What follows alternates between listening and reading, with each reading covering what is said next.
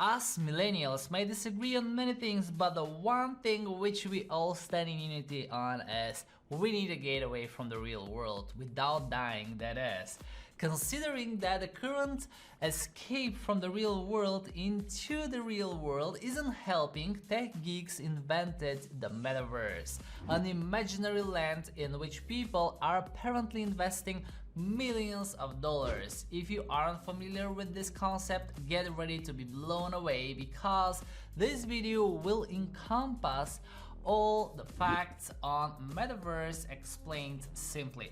Further, in this video, I will also be discussing how people are investing in virtual realm, how they are gaining from their investments in the digital world, and more importantly, why they are investing in the imaginary world. So let's get started with this video on Metaverse Explained for Dummies. So what is all this Metaverse hype about? I can't say on behalf of anyone else, but my social media has recently been flooding with news on this cool virtual world where people are buying land like they do in the real world.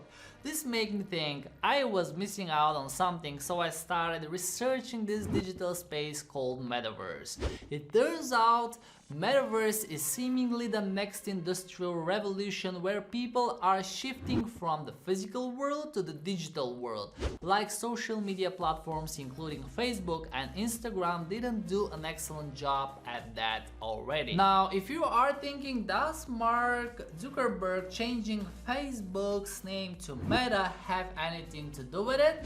It does, but it also doesn't. You see, Meta means more comprehensive, so when the founder of Facebook changed its name to Meta, he aimed to invent a more comprehensive platform for people to sort out, merge the lines between the physical and the digital worlds. But Metaverse isn't even more meta, get it?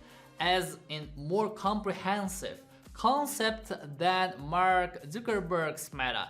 Facebook has created a platform where people portray their physical selves in the digital space. But Metaverse is a realm where people dominate their digital selves over their physical selves. You will be surprised to know the origins of the Metaverse. This virtual reality gained popularity from Neil Stephenson's famous sci-fi novel Snow Crash, where humans interact with other humans in the form of their avatars. I found it amusing to learn during my research that the concept of Metaverse was further implemented in Steven Spielberg's 2018 hit and one of my favorite movies, Ready Player One, where humans compete for sole ownership of the Oasis, the movie's Metaverse. So Metaverse Explained Simply is a virtual world where people can do everything they do in the physical world.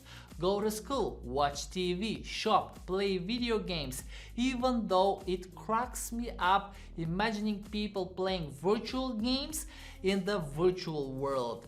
When they get tired of this virtual reality, they can tune back into the physical world and wind up our pending task if they feel like it. If you are thinking who would invest in a fake world, get ready to be shocked because someone recently invested $2.4 million in Metaverse. This news kept me up all night because I thought when Metaverse is an imaginary world, which indicates that it is limitless, then why do people invest their real money in it? So apparently the land inside the Metaverse has pretty much all the facilities you get in the real world, except you can't step foot on it, if that makes any sense. You will be stunned to know what an insane amount of money people are spending for a hypothetical land. Consider these stats. For example, Meta, Facebook, has invested $10 billion in Metaverse. The total investment in Metaverse in 2020 exceeded $24 billion. So here is why land in the digital world is more expensive than in the real world. Physical land depletes over time, its value decreases, but the concept does not apply to virtual land. But then why are people spending this heck of an amount on something that they can't even touch? A straightforward answer: speculation. After Meta's or Facebook investment in Metaverse, people have started guessing that its value would increase over time, just like digital currency like Bitcoin. I like to call it FOMO. People are assuming that they are missing out on something massive and would lose access to it on delay. I had to further correct my thoughts after reading this article on the web that stated that Metaverse isn't limitless. Two of the most dynamic platforms, Sandbox and Decentraland, said that they would never expand their metaverse. This brings us to the next concept in this video of Metaverse Explained for Dummies. How can you get a return on your investment in Metaverse? Unless you are running a charity center where you would spend money without any worries on the return, you want to profit from your investment. Making money from Metaverse Explained Simply can be carried out in two ways. In the short term, the most effective strategy of making money from the virtual land is by purchasing it, waiting for its value to rise and selling it at a profit, or locating a buyer who would want to buy it for a higher amount. But the business-minded people will figure a more profitable and consistent way to make money from this land.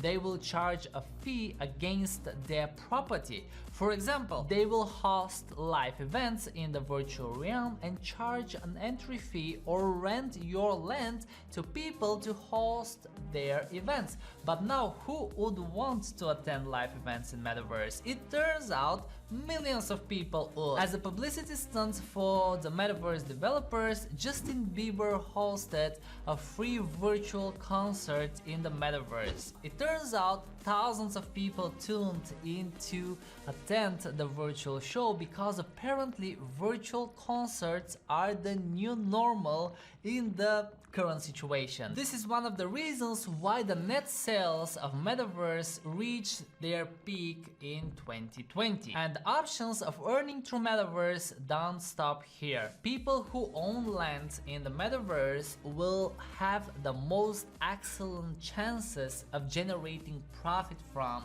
drum rolls, video games. Yes, who knew that Gen Z's hours of determination in winning their favorite video games would pay off? Many video games operate on the play to earn concept. This means that whoever succeeds in the tournament wins a virtual award that has actual monetary reward behind it, pretty much like Bitcoin. Even though most of the games don't have global recognition yet, they may reach the size of the ever-favorite Minecraft once the Metaverse takes off. Who sells land in Metaverse? This is one of the few questions that haunt many people, like who sells islands to billionaires, or who give Elon Musk the right to sell land on Mars. But because I wanted to talk about Metaverse Explained for Dummies, just like me, I'll be busting to your not so insider secret regarding who sells lands in Metaverse. Selling virtual plots of land in a Metaverse is the people's authority who develop the specific Metaverse. Since there are multiple Metaverse manufacturers, some of which we discussed in this video before as well, they quote different prices for the land in their particular Metaverse. Now, people who purchase land in Metaverse usually buy it from either of these two developers, Sandbox or Decentraland. A little thought on why people prefer to purchase land in Metaverse from these two platforms. If you were to invest in crypto, which platform would you choose? BlockFi, Binance, Crypto.com? Why? Because they are the most dynamic crypto platforms, right? Here is your answer. Again, the land they offer is in limited quantity. Sandbox only has 166,464 plots to offer, while there can only be 90,601 landowners in Decentraland, even though both these metaverse developing agencies have vast patches of unsold land. These numbers would decrease considering that the current generation is enthralled by the idea of creating their own communities.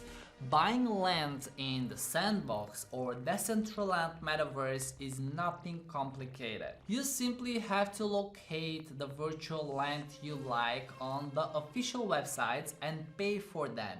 You can also buy land from Opensea marketplace because the land is actually NFT. This video of Metaverse Explained for Dummies covers not only the present but also the future of Metaverse. So do you guys have any guesses regarding what the future of Metaverse would look like? I do, and it's not just a wild guess but a fully backed study by experts. Industry experts predict that Metaverse will gain a market value of around 800 billion by the next 3 years. Today, Decentraland and Axie Infinity are selling land in the Metaverse for more than 2 million, and the value would increase to God knows what amount. Crypto giants Grayscale predicts that the Metaverse will reach a net worth of 1 trillion in the upcoming years, and it doesn't end here. Metaverse's growth in the world of virtual gaming is exceeding to rise to 400 billion by 2025. This means that it would experience an increase of $220 billion compared to the latest survey in 2020, which reported 180 market worth of Metaverse in the video gaming industry. This discusses all the pros of investing in Metaverse, but with every pro there is a con. What is the con of buying land in Metaverse, you ask? Not con, but cons. There are several risks of investing in the virtual realm.